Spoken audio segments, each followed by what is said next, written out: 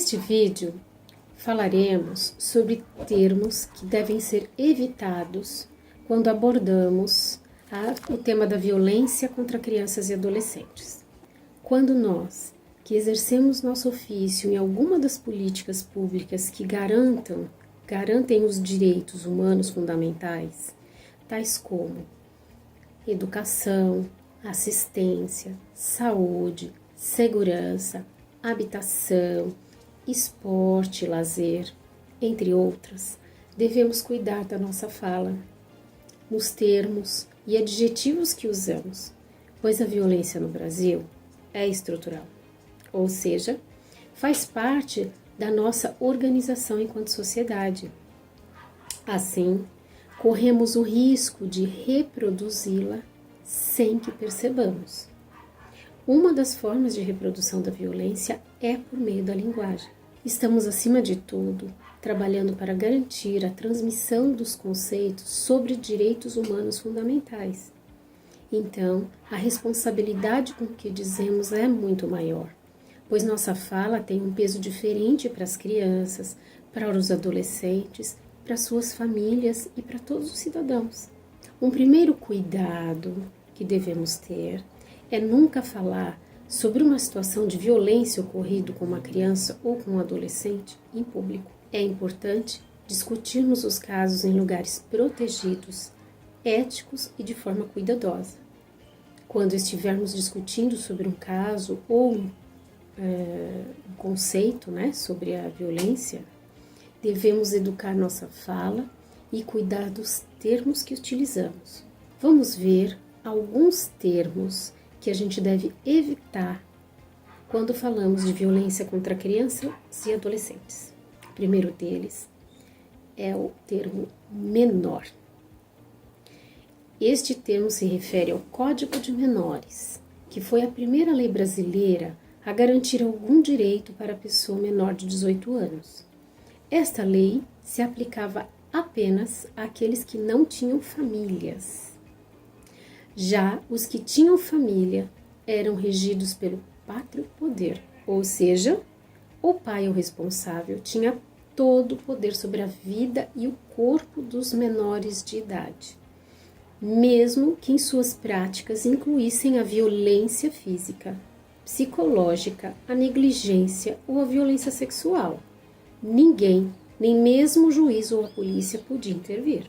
Em 1990, com a promulgação do Estatuto da Criança e do Adolescente, esse Código de Menores foi revogado e o sistema de garantias de direitos da criança e do adolescente passaram a valer em todo o território nacional, portanto, para todos os brasileiros, incluindo aqueles que têm família e, portanto, os seus responsáveis passam a responder pelas violações de direitos perpetradas também dentro da família. O termo menor passou a ser utilizado de forma pejorativa, usado para referir-se a crianças e adolescentes em situação de vulnerabilidade ou quando estão em conflitos com a lei. Um exemplo disso são reportagens de jornal com o título Menor assalta adolescente. O termo correto a ser usado é crianças, quando têm até 11 anos de idade, e adolescentes, entre 12 e 18 anos. Um outro termo é quando nos deparamos com criança ou adolescente em situação de exploração sexual. É comum o uso do termo prostituição. Sabemos que a prostituição é uma das modalidades de atuação do profissional do sexo, praticado por adultos, ou seja, pessoas maiores de 18 anos. Supomos que tem a liberdade de escolher com quem e para quem vai trabalhar. Entretanto, crianças e adolescentes em situação de exploração sexual dependem de um adulto que os agencie e, portanto, se encontram em situação de exploração sexual. A palavra situação é utilizada para representar algo transitório e possível de ser modificado na vida dessa criança ou desse adolescente. Nunca devemos usar o termo prostituição. Parece um mero detalhe linguístico, mas faz diferença, pois quando consideramos a história da criança ou do adolescente nesta situação, percebemos que passam por diversas violações de direitos humanos fundamentais antes de chegar à exploração sexual. O termo pedófilo. A pedofilia é um transtorno psiquiátrico do campo das parafilias, em que adultos ou adolescentes têm impulsos sexuais intensos e recorrentes em relação a crianças, geralmente pré-púberes. O pedófilo dificilmente se relaciona com pessoas da sua idade. Provavelmente não tiveram um desenvolvimento psicossexual satisfatório. Revelam uma sexualidade imatura e pouco elaborada, o que nos leva a temer a aproximação, que os leva a temer a aproximação a parceiros adultos.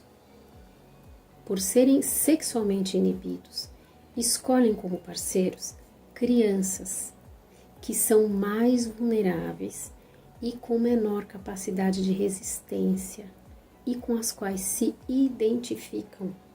Já o abusador sexual, o termo, se refere àquele que abusa de crianças e adolescentes e, portanto, é um criminoso. Não que o pedófilo não seja criminoso, mas ele só vai ser criminoso na medida que ele efetivar um ato de abuso sexual. Ele não pode ser responsabilizado pela fantasia que tem por crianças. Muitas vezes o pedófilo pode sim cometer um crime, e muitas vezes comete, e assim ele é um abusador sexual e pedófilo.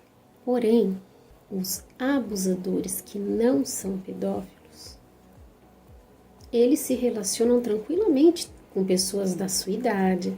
Muitas vezes eles têm filho ou família constituída e eventualmente abusam de crianças e adolescentes. Não devemos chamar um abusador de pedófilo, porque nem todo abusador sofre desse transtorno psíquico.